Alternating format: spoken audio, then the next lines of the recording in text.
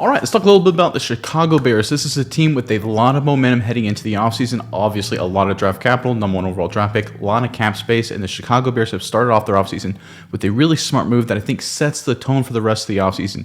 But before we get into that story, Bears fans, we want to hear from you guys in the comments section below. There's been a lot of rumor mills going around the NFL media sphere about, hey, is Justin Fields going to be the guy? Should they trade Justin Fields? And I want to hear from you. Are you a Justin Fields guy? Do you believe he's the guy of the future? Or is there another direction you want to see the Bears go at the quarterback position? Look, I personally am a big fan of Fields, but I'm really interested to hear what you guys want to think because you guys are the Bears fans. You know what you're talking about. But all right, let's get into the story here. This is according to was first reported by ProFootballTalk.com. The Bears are releasing defensive end Al-Quadin Muhammad. Adam Schefter of ESPN reports Muhammad will become a free agent when the Bears make it official.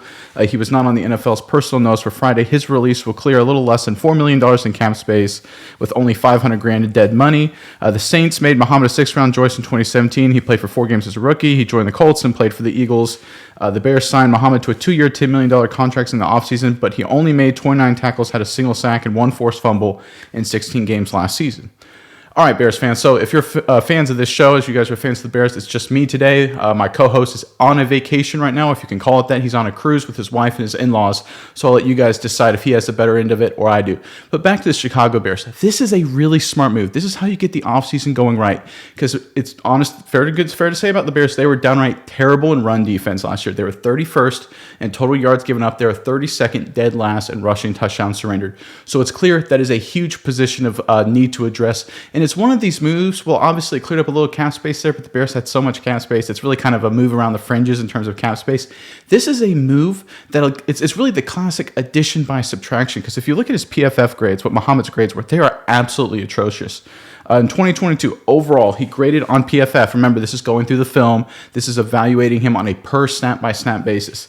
Muhammad graded out as a 53.9 overall. For those of you who are a little far from your high school days, 53 is really bad, right? That's an F. That's well off of, 70s is what you're really looking for. 80s is kind of a star Pro Bowl player. 90s is elite. 53, nowhere near that. That's really bad. In terms of run defense, he's 57, again, really bad, and his pass rush was even worse, just under 47 with a 46.7 grade. And like we alluded to, his overall production, because sometimes guys can, not grade out very well on film, so their overall grade is lower, but they produce a lot. They create some big plays, maybe some turnovers, things like that. Muhammad wasn't that kind of guy. Only had 20 total tackles, 9 of which were assists. He only had 1 sack, which is downright terrible, and only 1 forced fumble, again, downright terrible. So this is the kind of move that the Bears really need to make. Because if you're going to come in and kind of reload this roster with that draft capital, with all that cap space, you need to get rid of the dead weight veterans. Because guys like these, when you're attributing, $10 million, 2-year, $10 million deal to this guy, and he's on your roster, your coaches are going to feel the pressure to play him. That's just the way it works. Like anytime you have a veteran guy who's paid millions of dollars, coaches are going to feel the pressure to put him on the field, even if he's not very good. They're more likely to play him and take reps away from maybe a young guy who could develop, just because they feel like with the veteran, if the GM, if the big boss is paying him the money, if Poles in this case is paying him the money, hey, listen, we got to play him because I don't want to be the guy to bench the $10 million man for some 7th-round draft pick, even if the 7th-round draft pick probably is even better. So moving on of guys like Muhammad, freeing up a little bit of cap space, but also allowing younger guys to come in and potentially take those reps is, I think, a really smart move, especially when you look at the fact the interior defensive line has to be a position of need for the offseason. So you've got, going back to PFF, if you look at where the Bears ranked on the interior defensive line in terms of PFF grades, Armand Watts, 101st out of 126. Angelo Blackson, 121st out of 126.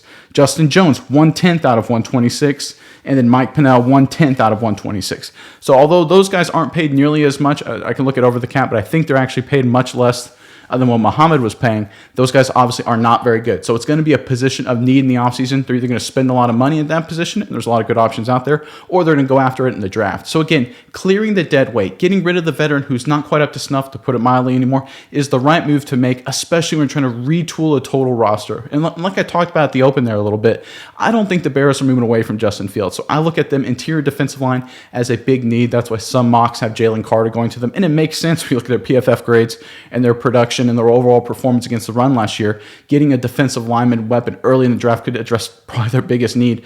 But the reality is they have so many options with their cap space and all their draft capital and things like that. As long as they don't do something stupid, in my opinion, and move off Justin Fields, trade away Fields and draft Bryce Young and have to restart this process again after they did a few years ago when they first drafted Fields, as long as they don't fall into that trap, and I don't think they will. I think Poles is too smart for that.